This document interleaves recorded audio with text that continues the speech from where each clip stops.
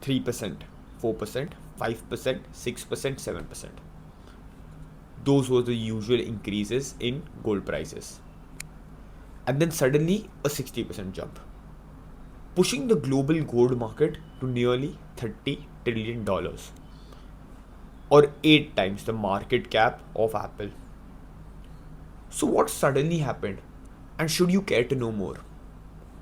By the end of this episode, you will understand the history of gold, how it became central to modern banking, how gold is actually priced, what is it really used for, and whether today's price are driven by perception or it has actual value.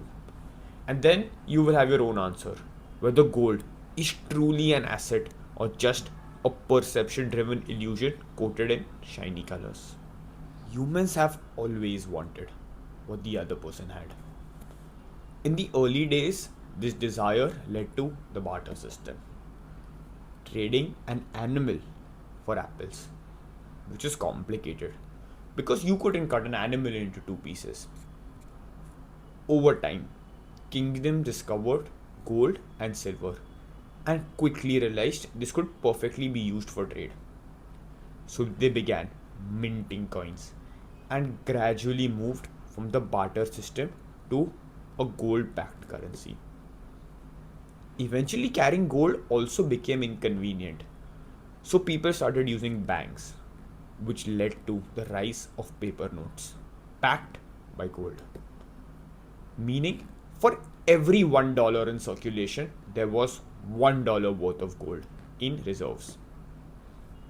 After the World War II, United States ended up with most of the gold deposits because countries has sent their reserves to the United States so that they could buy weapons and other supplies.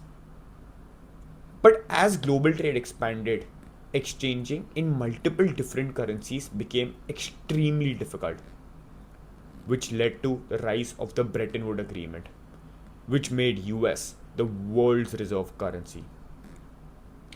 Countries began holding dollars, confident that they could convert them into gold whenever they wanted. However, the US eventually faced a crisis. It had printed way more dollars than the gold it actually held.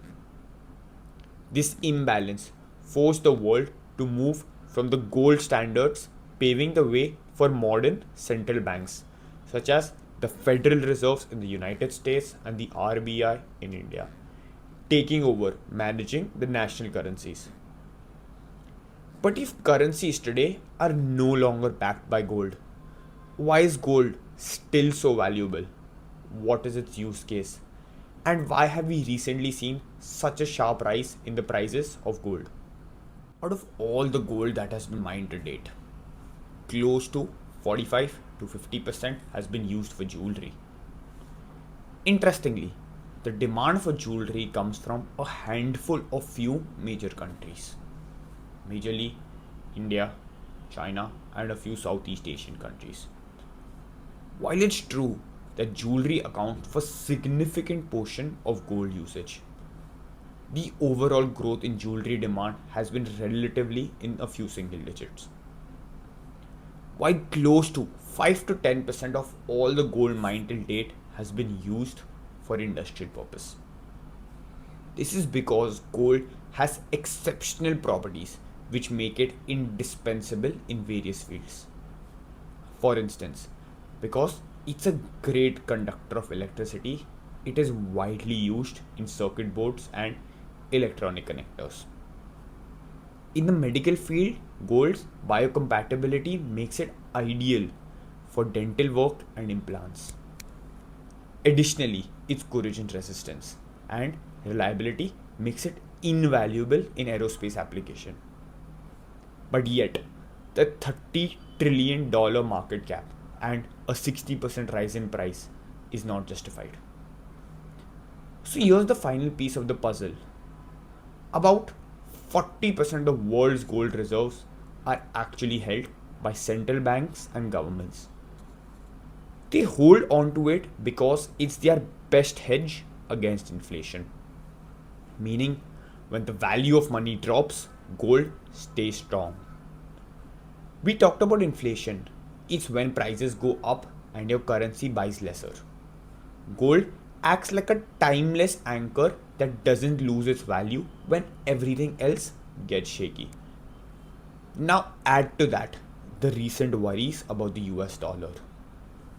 With trade wars, policy shifts, and the fear that the US might actually default on its debt for the first time. Central banks are losing their trust in the dollars, and that's huge because most of the world's global trade is actually done in dollars. If that trust wavers, they need something else to rely on. So they are turning to gold. The shift from holding dollars to holding gold is what's really driving up the gold prices, not a sudden boom in jewelry demand or industrial use, but a shift in the world's confidence in the dollars.